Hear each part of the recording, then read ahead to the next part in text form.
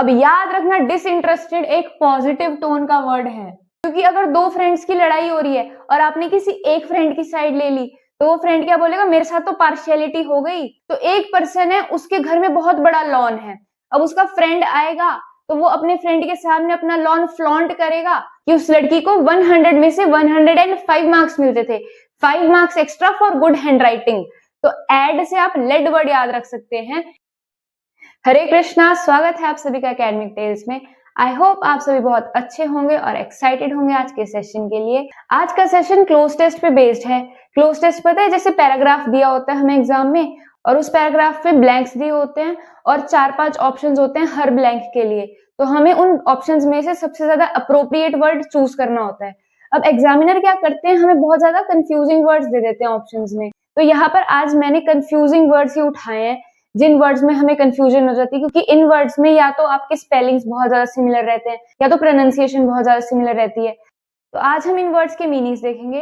देखो, cloze test में सबसे पहला काम क्या करना होता है, पैराग्राफ दिया होता है उसको पहले फटाफट स्किम करना होता है, ऊपर ऊपर से देखना होता है कि जो ऑथर है वो कहना क्या चाहता है। या तो ऑथर किसी चीज को डिस्क्राइब कर रहे होते हैं, या कभी कभी होते हैं किसी चीज के पॉजिटिव एस्पेक्ट्स बताए होते हैं, या कभी कभी ऑथर की टोन क्रिटिकल होती है, ऑथर किसी चीज को क्रिटिसाइज कर रहे होते हैं, किसी चीज के नेगेटिव एस्पेक्ट्स बता रहे होते हैं। अगर हमें वर्ड्स की टोन पता लग जाए तो हम समझ सकते हैं कि अगर पैराग्राफ पॉजिटिव टोन का है तो उसमें जो ब्लैंक है वहां पर पॉजिटिव टोन का ही वर्ड फिल होगा। तो आज का सेशन स्टार्ट करते हैं। फर्स्ट वर्ड है ब्रेथ। ब्रेथ का मतलब होता है कोई चीज की चौड़ाई कितनी है, कोई चीज थिक कितनी है। देखो, दो वर्ड्स होते हैं, एक होता है लेंथ, एक होता है ब्रेथ। जैसे अब ये बोर्ड है, ठीक है, तो जो ये लंबा पोर्शन है इसको लेंथ बोलते हैं, एल से याद रखना, लंबा पोर्शन को लेंथ बोलते हैं। और जो थिकनेस होती है, जो ब्रॉड की चीज कितनी ब्रॉड है, उसको ब्रेथ बोलते हैं। अब ब्रेथ वर्ड का मतलब लिखा है distance from side to side, तो ब्रेथ वर्ड में डी आ रहा है और डी से आप डिस्टेंस याद रख सकते हो कि दो साइड्स के बीच का जो डिस्टेंस है उसे ब्रेथ बोलते हैं। अब एक और ब्रेथ होता है उसमें डी नहीं आता, ब्रेथ का मतलब होता है सांस, एयर। जैसे किसी पर्सन ने हमें कोई एक्साइटिंग बात बतानी होती है तो वो कहते हैं होल्ड योर ब्रेथ, अपनी सांसें थाम कर बैठिए। तो ब्रेथ का मतलब होता है सांस, ब्रेथ एक नाउन होता है। अब ब्रेथ जैसा ही एक वर्ड होता है ब्रीद। जैसे हम सांस लेते हैं, इनहेल करते हैं, सांस लेते हैं, और एक्सहेल करते हैं, सांस छोड़ते हैं। तो ब्रीद को एक वर्ब है क्योंकि कोई एक्शन हो रहा है, तो ब्रीद में लास्ट में ई आता है, ये याद रखना। अब ब्रेथ और ब्रीद की प्रोनाउंसिएशन याद रखने का तरीका क्या है, ये जो ब्रेथ वर्ड है बी आर की जगह डी लगा दो तो डेथ बन जाएगा। तो ब्रेथ डेथ की तरह साउंड करता है, डेथ ब्रेथ। लेकिन जो ब्रीद है उसमें लास्ट में ई आ रहा है तो हम ब्रीद प्रोनाउंस करते हैं। अगला वर्ड है कैपिटल। एक तो कैपिटल लेटर्स होते हैं, जैसे मैंने यहाँ क्लोज टेस्ट कैपिटल लेटर्स में लिखा है, ब्लॉक लेटर्स में लिखा है, ठीक है। दूसरा कैपिटल का मतलब होता है मनी। अब कैपिटल को कैसे याद रखोगे, कैपिटल लेटर्स मतलब बड़े लेटर्स, ऐसे याद रखो कि मनी बड़ी इंपॉर्टेंट होती है, तो कैपिटल का मतलब हो गया मनी। अब एक और तरह का कैपिटल होता है, जैसे दिल्ली हमारी कैपिटल सिटी है क्योंकि वहां पर हमारे देश की सरकार है, तो कंट्री के जिस सिटी में उस कंट्री की सरकार होती है उसे बोलते हैं कैपिटल सिटी। अब इसके जैसे एक वर्ड होता है कैपिटल। देखो दोनों की प्रोनाउंसिएशन देखो, पहला वर्ड है कैपिटल, दूसरा वर्ड है कैपिटल। इसमें पी के बाद ई की साउंड नहीं आ रही है, कैपिटल। कैपिटल का मतलब होता है एक बिल्डिंग है जहां पर लेजिस्लेचर मीट करता है। अब लेजिस्लेचर का मतलब क्या होता है, लेजिस्लेचर उन लोगों को कहते हैं जो लॉ बनाते हैं। अब कैपिटल का मतलब होता है बिल्डिंग। अब इसको याद कैसे करोगे, TOL, टॉल साउंड कर रहा है, तो टॉल में आप टॉल याद रखो कि बिल्डिंग्स काफी टॉल होती हैं। तो कैपिटल का मतलब होता है ऐसी बिल्डिंग जहां पर लॉ बनाने के लिए लेजिस्लेचर इकट्ठा होता है। नेक्स्ट सेट ऑफ वर्ड्स है कॉम्प्लीमेंट और कॉम्प्लीमेंट। कॉम्प्लीमेंट वर्ड तो सुना होगा सबने कि किसी ने मेरे को कॉम्प्लीमेंट दिया, किसी ने मेरी प्रेज की, तारीफ की। देखो, पहले कॉम्प्लीमेंट वर्ड को याद रखना अच्छे से कि जब कोई हमारी तारीफ करता है वो हमें कॉम्प्लीमेंट देता है, कॉम्प्लीमेंट नहीं। अब इन दो वर्ड्स को समझने के लिए एक सिनेरियो इमेजिन करना कि एक वाइफ है, ठीक है, वो बहुत अच्छे से तैयार हुई, उन्होंने साड़ी ड्रेप की, उन्होंने इयररिंग्स पहने, वो भी मैचिंग कलर के। तो हस्बैंड ने अपनी वाइफ को कॉम्प्लीमेंट दिया। कॉम्प्लीमेंट क्या दिया कि आपके जो इयररिंग्स हैं वो आपकी साड़ी के साथ कॉम्प्लीमेंट कर रहे हैं, मतलब मैच कर रहे हैं, एक दूसरे के साथ अच्छे जा रहे हैं। कॉम्प्लीमेंट्री गुड्स भी होते हैं, ऐसे गुड्स जो एक दूसरे के साथ कंज्यूम किए जाते हैं, जैसे bread and butter are complementary goods. तो ब्रेड के ऊपर जब बटर लग जाएगा तो वो ब्रेकफास्ट को कंप्लीट कर देगा।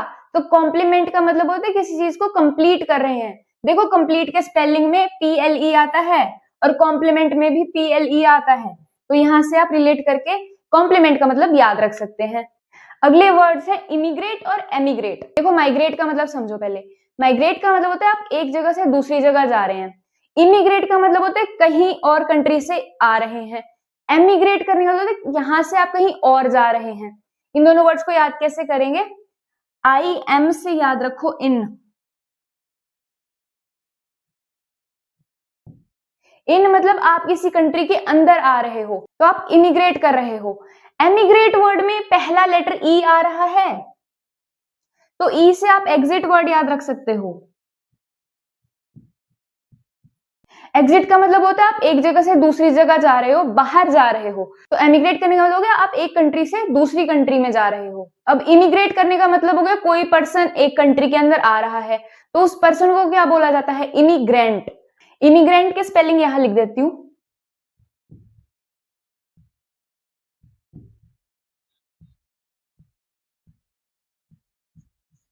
अब इन दोनों के स्पेलिंग्स में ये याद रखना कि इमिग्रेंट में डबल एम आता है। देखो आधा खेल प्रोनाउंसिएशन से सही हो जाता है।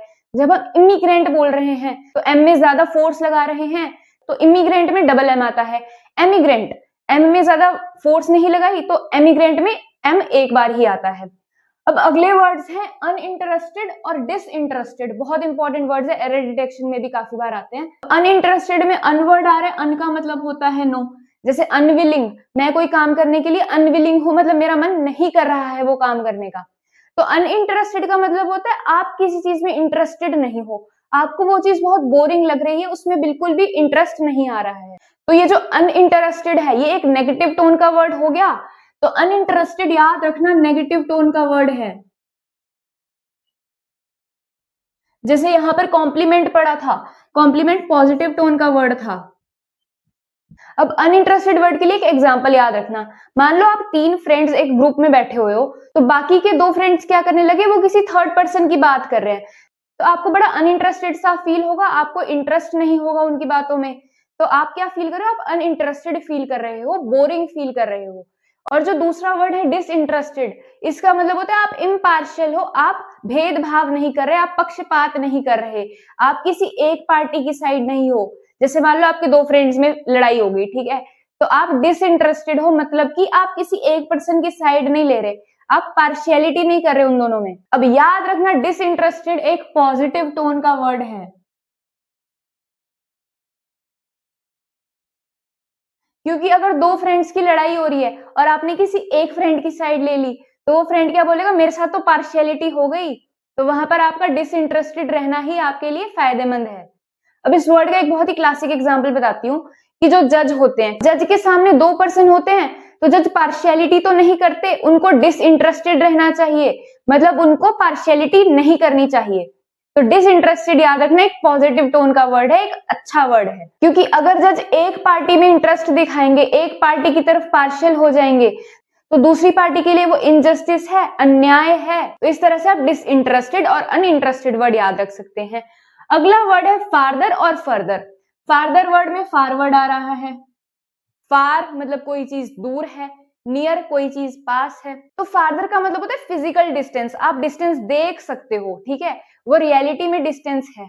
अब इसके लिए एग्जांपल याद रखो कि एक बच्चा है, उसके घर से उसका स्कूल पास है, उसके घर से उसके फ्रेंड का घर थोड़ा दूर है, तो वो बोलेगा कि मेरा जो फ्रेंड का घर है वो फार्दर है मेरे स्कूल से, क्योंकि स्कूल पास है।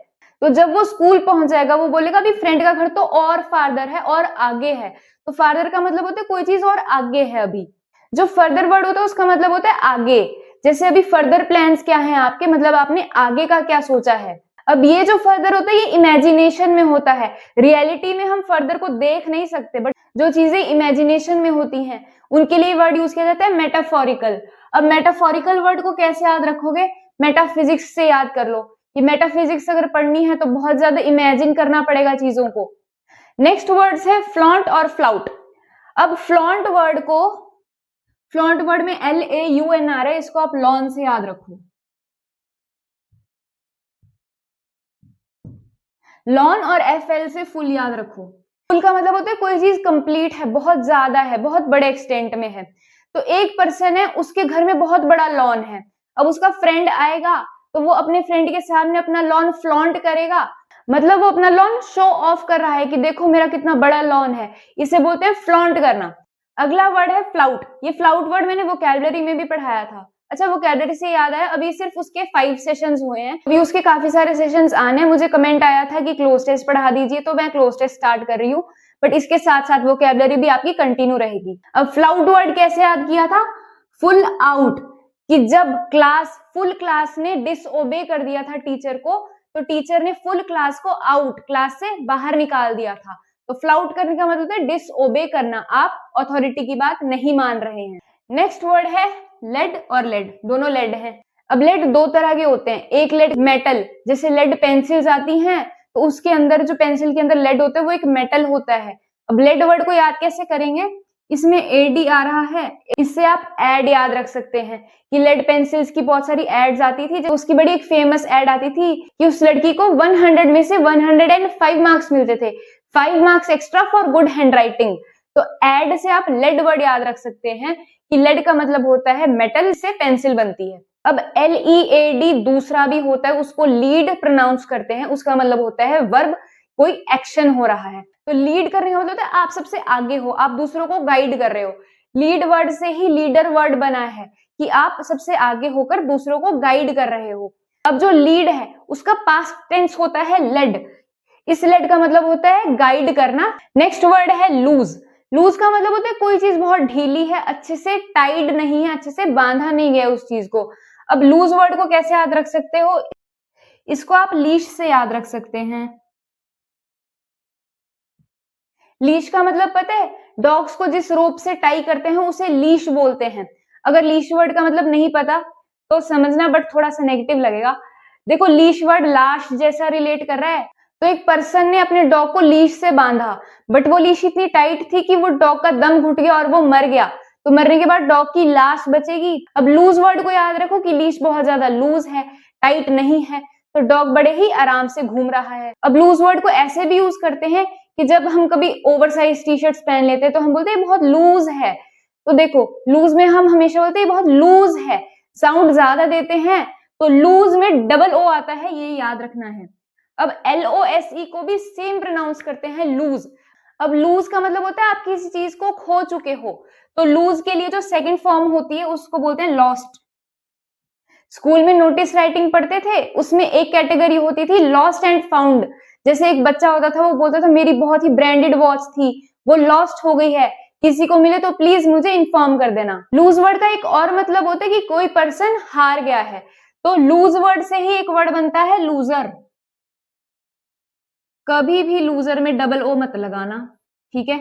लूजर के ये स्पेलिंग होते हैं। अगला वर्ड है लॉस। देखो, बिजनेस में दो चीजें होती हैं, या तो आपको प्रॉफिट होगा, आपको मुनाफा होगा, आपके पास पैसे आएंगे, या फिर लॉस होता है, पैसे चले जाते हैं। तो अगर हमें बिजनेस में फायदा नहीं होता तो हम ये तो नहीं बोलते हमें लूज हो गया, हम बोलते हैं हमें लॉस हो गया। तो लॉस वर्ड में याद रखना लास्ट में डबल एस आता है।